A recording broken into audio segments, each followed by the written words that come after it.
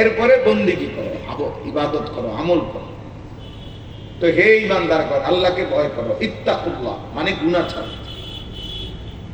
এবং আল্লাহ বলেন ওয়ালতানজুর নাফসুন, প্রত্যেকটি প্রাণ, প্রতিটি আত্মা, প্রতিটি নফস আলাদা আলাদা ভাবে ওয়ালতানজুর দেখো, সে যেন দেখে, খেয়াল যেন করে, মা কদ্দামাত লিগাদ, আজকের দুনিয়া থেকে আগামীকালকের আখিরাতের জন্য কি পাঠাই, কি পাঠাই। আল্লাহ তাআলা বলেন আলাদা আলাদা। বাবা তুমি আলাদা দেখো, সন্তান তুমি আলাদা দেখো, স্বামী তুমি আলাদা দেখো তোমারটা, স্ত্রী তুমি আলাদা তোমারটা। আমি জানি না, সব আমার জামাই জানে না, এটা কোনো কথা। আমি জানি না, সব আমার পুতে জানে, আর এটা কোনো কথা।